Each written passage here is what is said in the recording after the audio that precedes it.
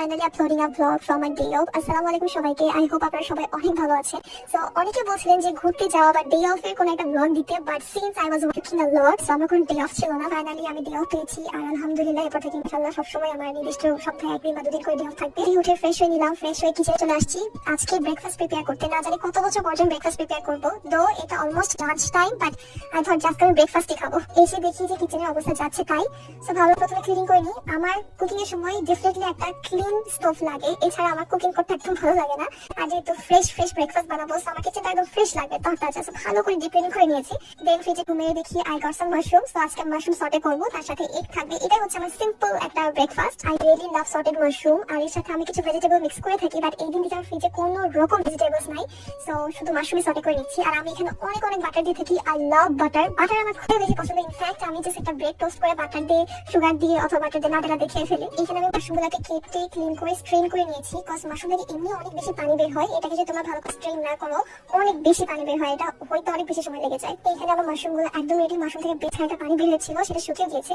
At this point আমি চুলা আজ একদম কমে এখানে সামান্য একটু সয়া সস, একটু ব্ল্যাক পেপারের গুঁড়ো এবং সামান্য একটু অরিগানো দিয়ে নিলাম। অরিগানো দিলে অনেক ফ্লেভারফুল হয়। আর এখানে দিয়ে নিচ্ছি চিলি ফ্লেক্স। এই সব কিছু টোটালি অপশনাল, তোমরা জাস্ট সল্ট পেপার দিয়ে খেয়ে ফেলতে পারো। এর সাথে আমি দিয়ে নিচ্ছি সামান্য একটু সেসামি সিড। দেন এটাকে জাস্ট মিক্স করে নামিয়ে নিতে হবে। এটা একদমই অনেক বেশি কুক করতে হয় না, এসব কিছু দিয়ে জাস্ট তোমরা ডিরেক্ট নামিয়ে ফেলতে পারবা। আর তোমরা যদি অনেক বেশি চিজ পছন্দ করো, এর উপরে জাস্ট 2 স্লাইস চিজ দিয়ে চিজটা নরম হওয়া পর্যন্ত কুক করবে। দেন তার চিজি মাশরুম ইজ ডান। এটা খেতে অনেক মজা লাগে, বাট আমার বাসায় চিজ ছিল না cheese. On the other hand আমি তৈরি করে নিচ্ছি কফি ছাড়া তো আমার সকাল হয় না। সো এখানে আমি সামান্য একটু কফি আর ব্রাউন সুগার একসাথে মিক্স করে নিচ্ছি। আজকে আমি বানাচ্ছি কোকোনাট মিল্ক কফি। এখানে আমি কফি পাউডার দিয়ে কফিটাকে বিট করে নিয়ে এদিকে চলে এসেছি আমার এগ কুক করার জন্য।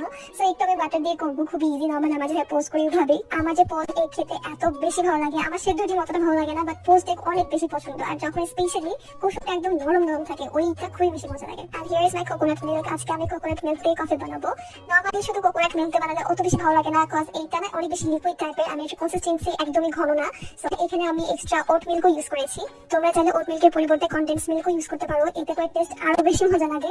And trust me, this was one of the best coffee that I have ever made. I'll say this is one of the must try for my food series. Then I added some whipped cream on top, and this is totally optional, but আমার whipped cream অনেক বেশি পছন্দ।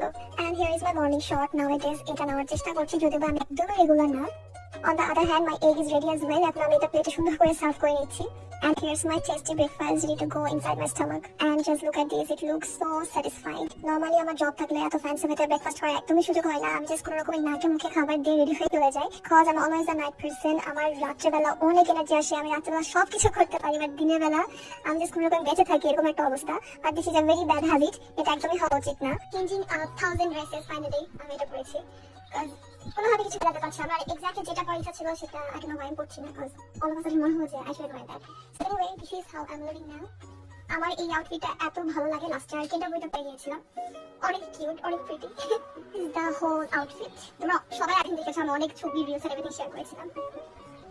Just after my breakfast, I just rushed to get ready because আমাদের 4 o'clock সব ফ্রেন্ডদের একসাথে একটা জায়গা থাকার কথা ছিল, বাট everyone betrayed me. আমি রেডি 4 o'clock এর আগে, বাট কেউ আসে নাই, মানে কেউ রেডি হয় নাই। তাই আমি রেডি হয়ে আরো এক দফা খেয়ে সন্ধ্যা 6:30টার সময় অবশেষে বের হয়েছি সেই জায়গায় যাওয়ার উদ্দেশ্যে যেখানে আমার 4টায় থাকার কথা। It was a very special event, but এইটা সম্পর্কে ডিটেইলস আমি এখন পোস্ট করবো না, তোমাদের সাথে একটু গ্লিম্পস শেয়ার করছি। Today I'm gonna meet a bunch of lovely people. ওদেরকে দেখার জন্য আমার মনটা ছটফট করছিল, অনেক দিন সবার সাথে দেখা হয় না। আর আমরা এসে আগে কাজে লেগে পড়ি, এখানে বেলুন ফোলানো হচ্ছিল, দেন ফুডের যে ডেকোরেশনস এইসব কিছু বলছিল।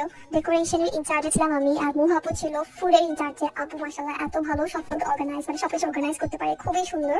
ওনার জন্য পুরো টেবিলটা দেখতে এত বেশি প্রিটি লাগছিল।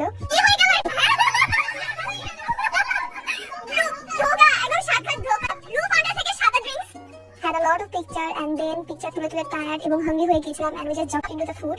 অনেক মজার খাবার ছিল, স্পেশালি এটা এত মজা ছিল বিরিয়ানিটা, মাশাআল্লাহ। অনেক স্ন্যাক্স এর অপশন ছিল, বাট আমার না এই বিরিয়ানি পোলাও এইসব অনেক বেশি টানে, যেহেতু আমি একদমই বিরিয়ানি বানাতে পারি না। সো যেখানে বিরিয়ানি দেখি একদম ঝাঁপিয়ে পড়ি। আর এখানে দেখো আমরা আমাদের ফুড গরম করার জন্য একচুয়ালি লাইন ধরে দাঁড়িয়েছিলাম। আর বেচারি শাকিলা তো টায়ার্ড হয়ে বসেই পড়ছে। আর এখানে আমাদের ছোট স্ন্যাপ টাইম, এন্ড ফাইনালি ছোট হিবা পাখিটার সাথে সেলফি টাইম চলছে। আর এই তো আমাদের খাওয়া দাওয়া শেষ, সোনার বাংলাদেশ। এখন আমরা যা বাসায় চলে আসছি। বাসায় এসে শান্তি নেই, ডিরেক্ট অ্যাপ্রন করে কিচেনে চলে গিয়েছি, কারণ এখন আমার কুক করতে হবে। অনেক ভেবে ফিশ দিয়ে একটা কারি মেক করার প্ল্যান করেছি। 1 ঘন্টা ধরে ডাকাচ্ছিলাম অবশেষে এখন উঠাই গেছি। এখন বাজে রাত 2টা। সো তবে হবে, তারপর জামাইয়ের খাবার দিব, খেয়ে দেবেন ঘুমাবো।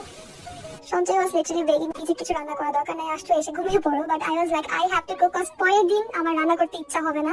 তো এখন রাতেবেলা একটু কষ্ট করে রান্না করে ফেলি যাতে আমি পরের দিনটা ফ্রি থাকি। দেন রান্না শেষ করে I did some skin care. অ্যাভিনিউর এই ময়শ্চারাইজারটা নাও ইউজ করছি and this is pretty good, তোমরা চাইলে